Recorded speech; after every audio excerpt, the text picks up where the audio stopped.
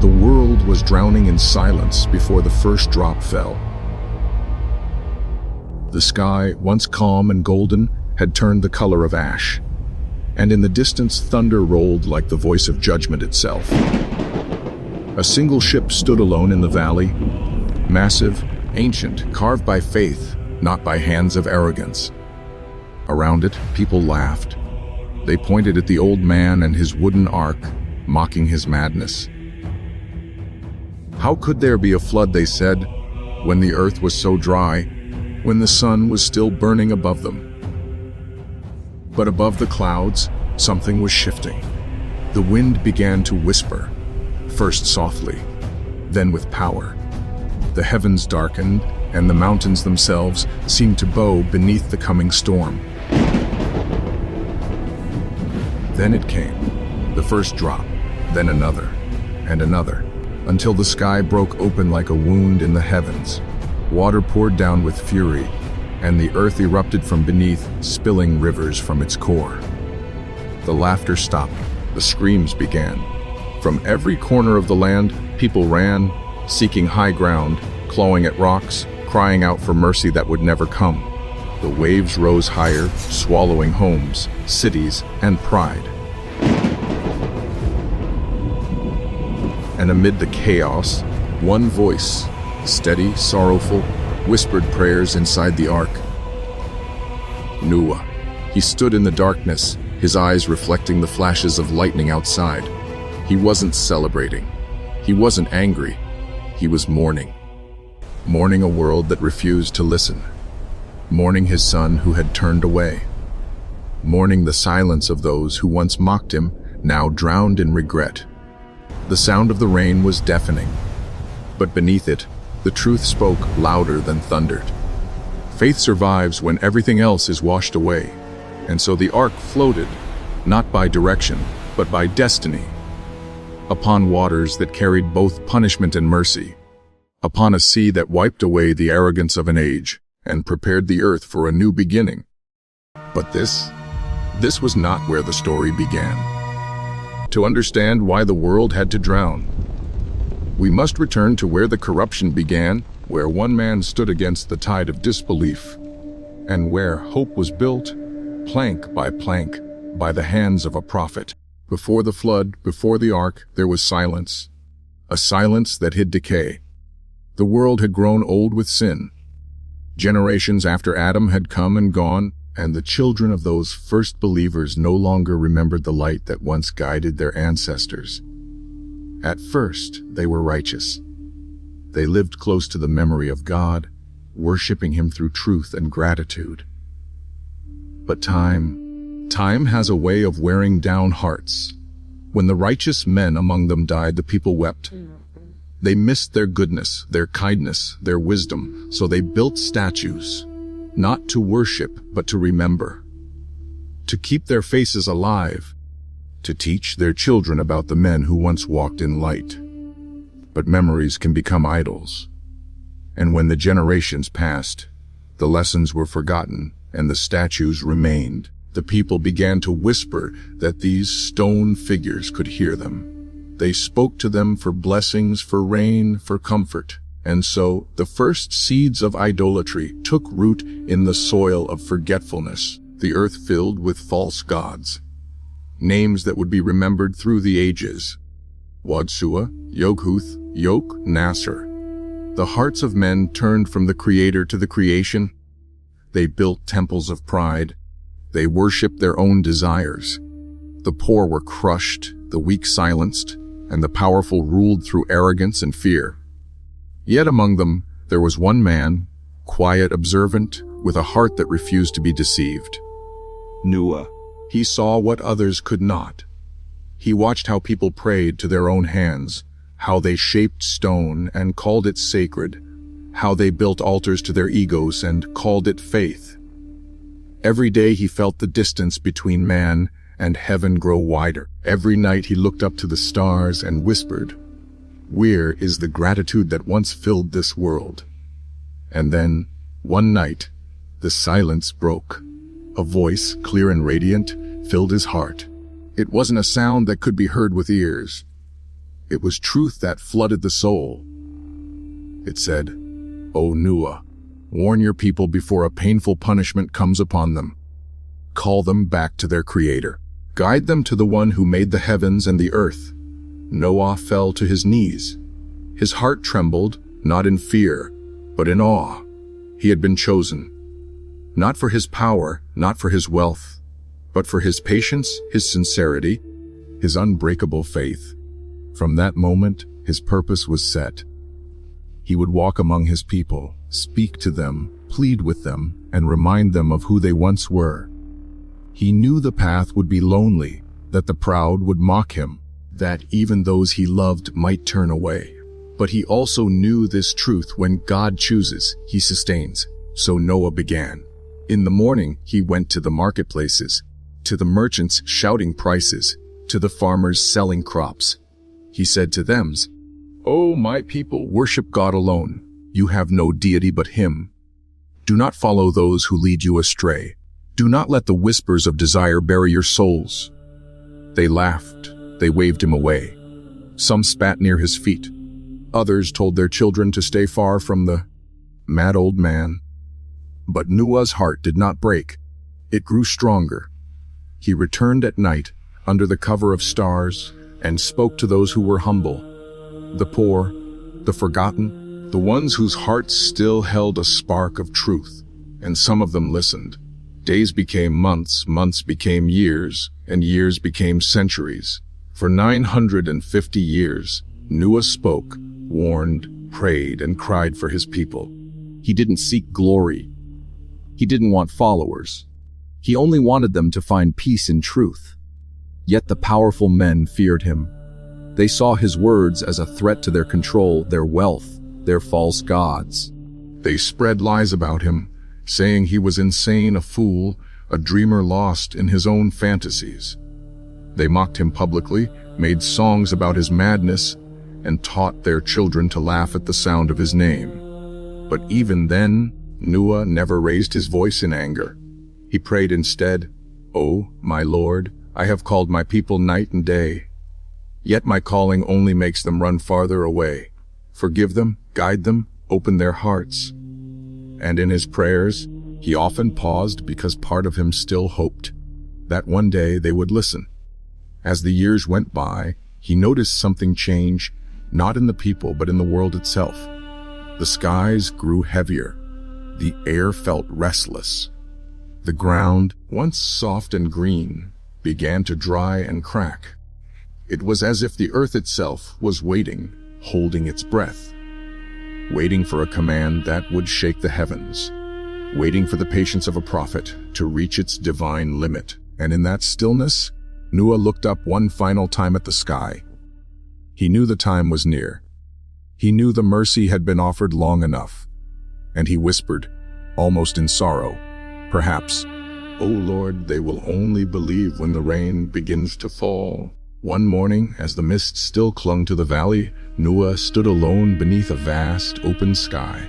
The world was quiet, too quiet. And then, once more, the voice came, clear, steady, commanding, "O Noah, build the ark beneath our eyes and by our command." Noah looked up. There were no ships in his land, no seas nearby, no rivers deep enough to carry such a thing. And yet the order was absolute. He didn't question, he didn't hesitate. He simply began.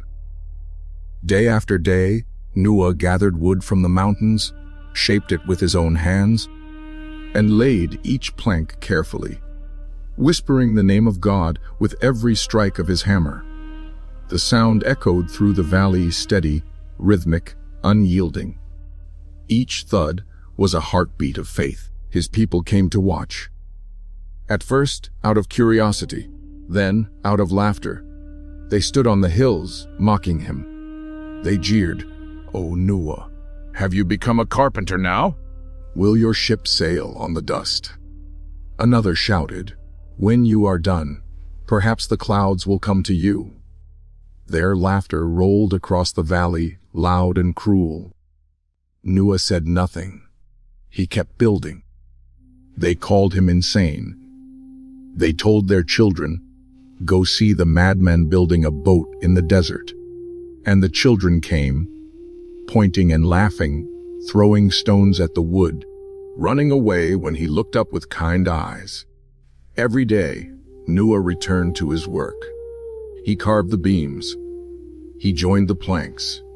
And every nail he placed was a silent prayer for those who mocked him. He built not for the storm they could see, but for the one they refused to believe in. As the years passed, the ark rose higher and higher, an impossible vessel in a barren land.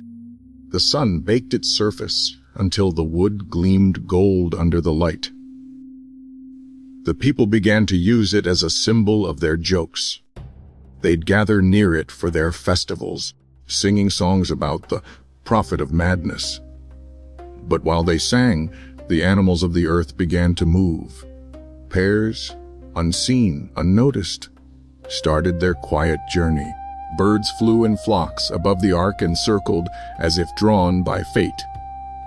Lions, deer, camels, and wolves appeared at the edge of the valley, calm, orderly, waiting. It was as though the entire creation could sense what man refused to see. Noah's hands grew old, his hair turned white, but his heart remained unshaken. When the ark was finally finished, it stood like a mountain, immense, timeless, beautiful in its obedience. And Noah looked upon it not with pride, but with gratitude. He whispered, "O my Lord, I have done as you commanded. The rest is in your hands." That night, the sky was unnaturally still. The stars hid behind thick clouds. Even the air felt heavy, like the breath before a storm. Then a sound, distant, deep, thunder. The people turned their eyes upward. A few drops fell from the heavens. Soft, harmless. They laughed again. "Your flood has come, O Noah. Shall we bring buckets?" But the rain didn't stop. It grew stronger, colder, faster. The sky darkened completely, and lightning through the clouds like veins of fire. Noah called to his followers. A small group, humble, faithful. They hurried toward the ark as the valleys began to fill with water. The ground trembled. Wells burst open from below. Streams became rivers, and rivers became oceans.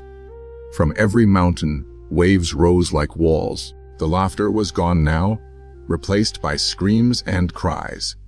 People ran toward the ark, pounding at its wooden walls, shouting for mercy. But the time for mercy had passed.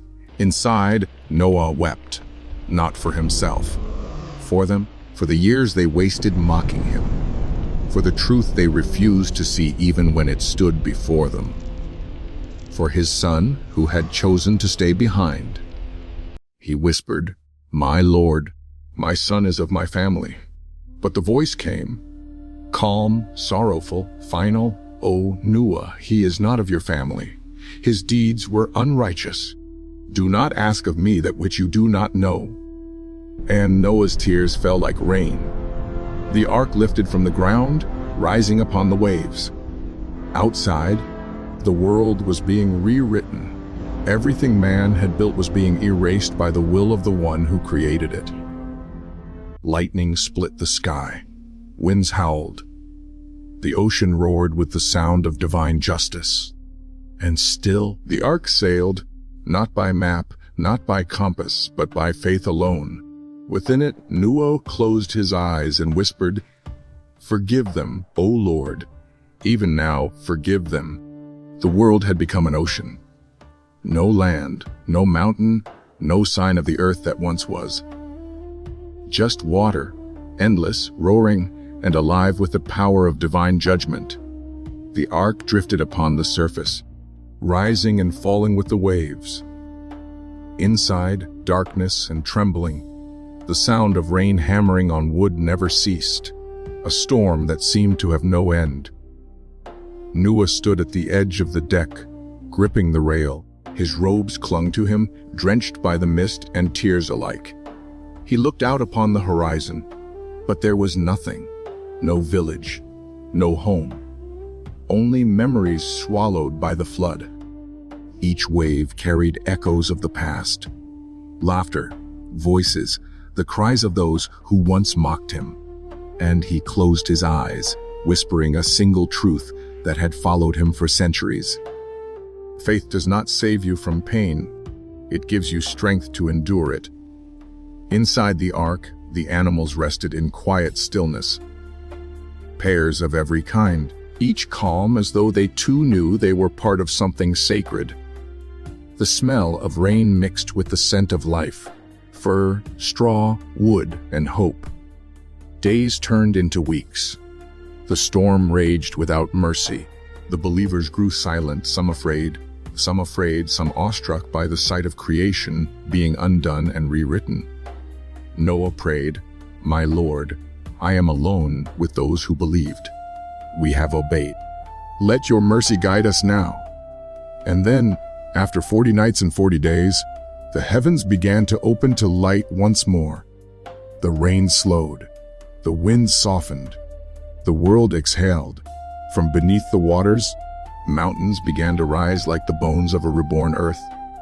The ark struck the peak of Mount Judy, firm, steady, resting at last. Noah fell to his knees. For the first time in years, there was silence. But this silence was different.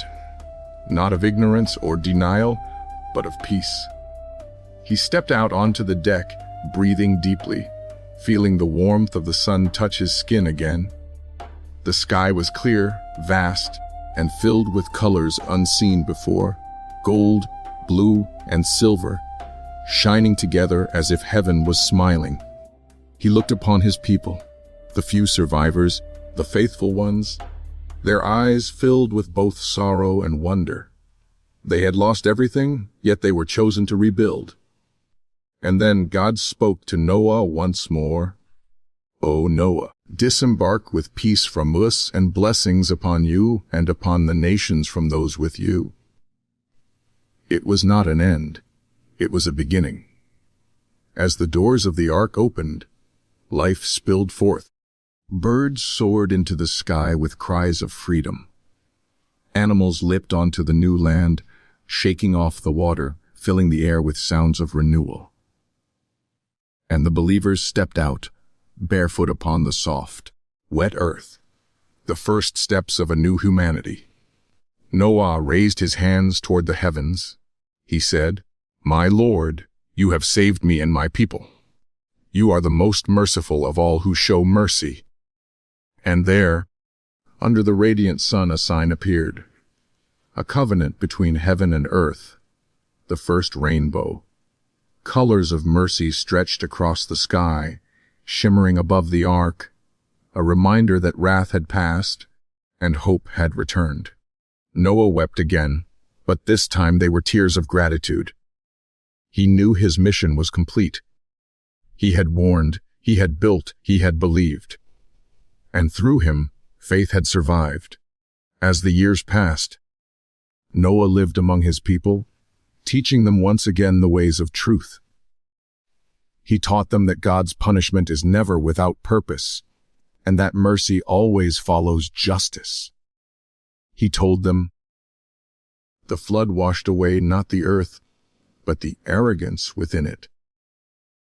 He reminded them to stay humble, to remember the lessons written in the waves and the wind. And when he grew old, his voice softened, yet his eyes still carried the glow of certainty. He gathered his people and said, "Every drop of rain you see, every breeze that touches your face, every sunrise you witness, they are not just nature. They are reminders of the covenant, of the day when faith alone kept the world alive." He smiled, looked to the sky one last time, and whispered, "My Lord, I return to you, grateful." And the prophet who had built an ark in the desert, who had faced a world of disbelief, who had walked with patience through centuries of rejection, closed his eyes in peace. The story of Noah is not about a flood. It is about endurance. It is about faith that stands when the world drowns in doubt. It is about a man who built salvation with his own hands, plank by plank, prayer by prayer, until mercy became wood and faith became a ship.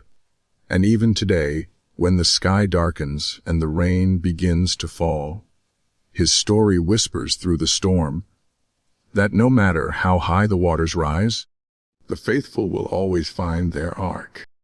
The world was quiet again, no echoes of chaos, only the gentle breath of wind moving across newborn valleys and rivers. The flood had ended, and with it, an age of arrogance, deceit, and disbelief. Noah stood upon the soil that had once been beneath the ocean. It was soft, untouched, alive. Tiny green shoots began to emerge through the mud, reaching for the light, as if the earth itself was awakening from a long sleep. He watched as the sky opened in hues of gold and amber. The air smelled of rain and renewal. The sun touched his face, warm and forgiving, and for the first time in centuries, he smiled without pain. Around him, his people began rebuilding. Simple homes of wood and clay, laughter of children echoing between the hills. Life, once drowned, now bloomed again, stronger, humbler, purer. The ark, now resting upon the mountain, had become a monument. Its wood carried the marks of every wave, every storm, every prayer whispered within it. To Noah, it was no longer a ship. It was a symbol, a reminder that faith can become refuge, that obedience can carve salvation from nothing but wood and will. He gathered his people and said, "Look around you. This is not the end of what was, but the beginning of what must be. You are the seeds of a new world. Do not forget what was washed away, nor the arrogance that caused it." His words were soft, yet they carried the weight of divine truth. He spoke of justice, patience, and gratitude, of how the storm had not come to destroy humanity, but to cleanse it. And every night, by the firelight, his followers would sit around him, listening as he told the stories of the old world, the world before the flood, the world that forgot its creator. And through his stories, generations learned to walk humbly upon the earth. One evening, as the sky painted itself in the soft colors of dusk, Noah sat alone by the ark. The breeze whispered through the trees, and he could hear the faint rustle of leaves, a melody of peace. He closed his eyes, his hands tracing the wood beside him. He remembered every moment of doubt, every insult, every drop of rain that once fell like judgment. He whispered, "My Lord, you have kept your promise. You have turned wrath into mercy and despair into rebirth."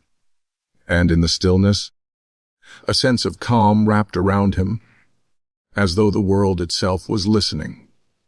The ark cast a long shadow over the valley below, and in that shadow walked a people renewed. People who knew that life was not to be taken for granted. They tilled the soil, planted seeds, and raised their children upon the stories of faith. Noah grew old. His beard turned white, his steps slower, but his eyes remained filled with light. The same light that had guided him when the world had turned away. And one morning, as dawn broke across the horizon, Noah stood once more upon the mountain. The first rays of sunlight spilled across the earth, painting the land in fire and gold. He looked to the heavens, smiled, and breathed deeply. He whispered, "The earth is alive again. My duty is done." And it is said that the angels themselves watched as his soul ascended in peace, a prophet returning home after a lifetime of service.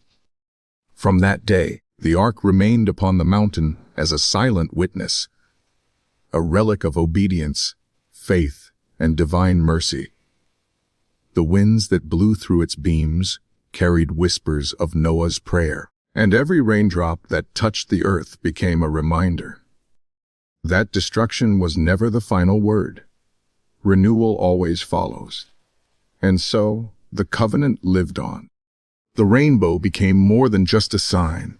It became a promise written in light, a bond between heaven and humankind. Generations would come and go.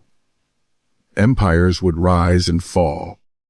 But the story of Noah, the man who built hope in a hopeless world, would remain eternal. His story lives in every flood, every storm, every dawn that follows a night of despair. It tells us that even when the world turns dark, even when doubt drowns the heart, there is always a way back to the light. And perhaps that is the true miracle. Not the flood that destroyed, but the faith that rebuilt. And if you're still here, listening to his story, maybe that faith still survives in you. So let this story remind you, even in the darkest hour, keep building your ark. And if these stories touch your heart, let them continue. Share them. Keep them alive. Because faith, like the ark, must always be built again in every generation. Subscribe not just to a channel, but to the legacy of truth. Let's keep telling their stories.